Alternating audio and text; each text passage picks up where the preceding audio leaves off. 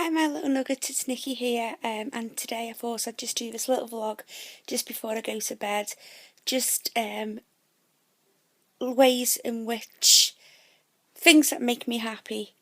As someone who's suffered with depression and anxiety for many years, it's only really recently that I've learned to deal with it and learn that there are things out there that can make you happy and you don't have to live with this illness.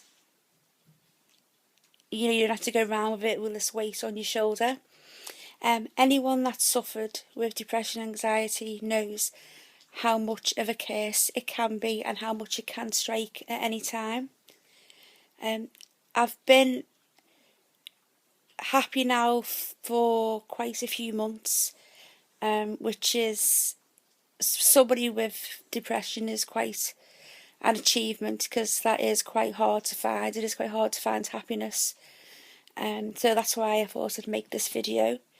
I don't even know if I'm going to put it up on YouTube, so obviously if you're watching it then I have. Things that, make me happy.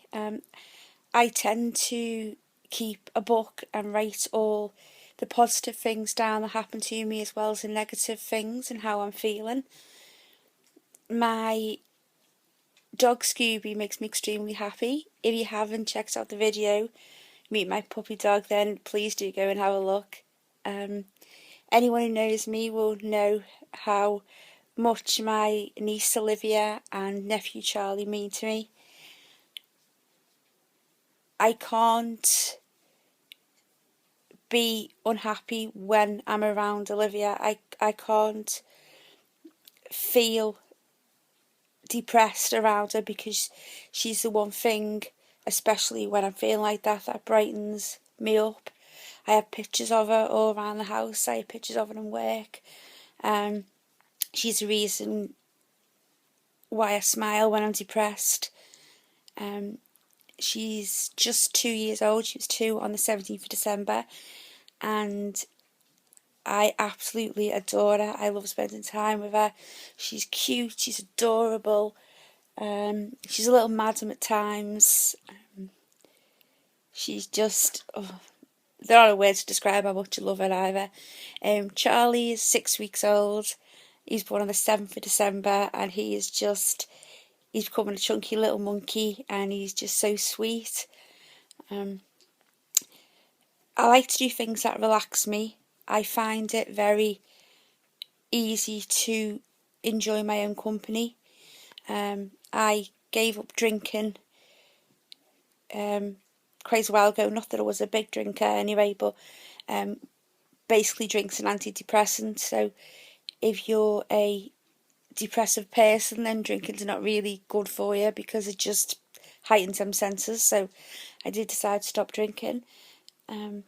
I love watching YouTube videos, hence making these videos. And I love reading blogs. There's some fantastic blogs and YouTubers out there. I'll do a separate video on that. I think with depression, almost we have to accept that we have depression.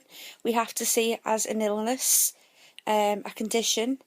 I know that I don't wear my depression on my sleeve. I know that a lot of people think because it's not something physical that you can see, like a broken arm, then it's not affecting people. But it is a condition that is very wide scoped out there. A lot of people do have depression. A lot of people live with it. I go to a group on a Thursday night called Pathfinders, who have helped me tremendously. I'm very grateful to them, and I will continue to go. I also take antidepressant tablets on a daily basis, which do seem to work for me, but I think it's about trying to be strong. It's easy for me to say this now because I'm feeling happy at the moment, but when I know the depression's come back, which it can do because it seems to, it's always there. That is difficult to not to feel happy in them circumstances. So what I tend to do is I actually, for me this works, I write like a note when I'm feeling happy to my depressed self, sort of like trying to say, well, you've got to remember this, you've got to remember that, because it is hard to get out of it once you're in it. The worst thing I think anyone can say to somebody that is depressed is snap out of it, or you'll get over it, because unless you have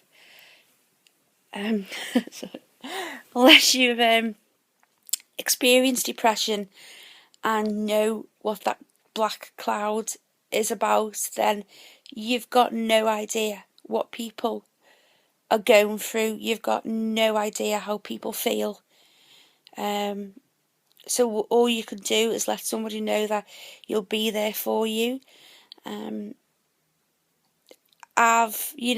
People have been, most of the time have been absolutely fine with me when I do go into it. There's a difference between having a bad day and having depression.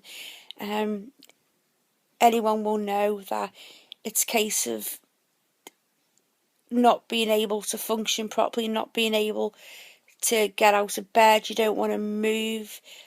You don't want to speak to anybody. You just have this black cloud hanging over you. I describe it as not seeing the world in colour, just seeing everything's black. And it is very difficult to get out of, but it is something that you can get out of. A book that I'd recommend is called Shoot the Damn Dog. If you haven't read it, it is by Sally Brampton, who used to be an editor of top magazines, and then she worked for the paper, and she suffered with depression for years. And anybody that's had depression will know and will relate to this book, so you really do need to go and get it. I think I'm happy at the moment because I'm content, I'm settled, I have a job, not really a job that I like, it pays bills the way I see it, but I have a fantastic family, I have a lovely boyfriend and a gorgeous dog, and yeah, so in general I'm happy, and that's it really. So if this goes up, it goes up. If not, it's just something I can look back on. So it's time for bed now. So I'll say good night to you all.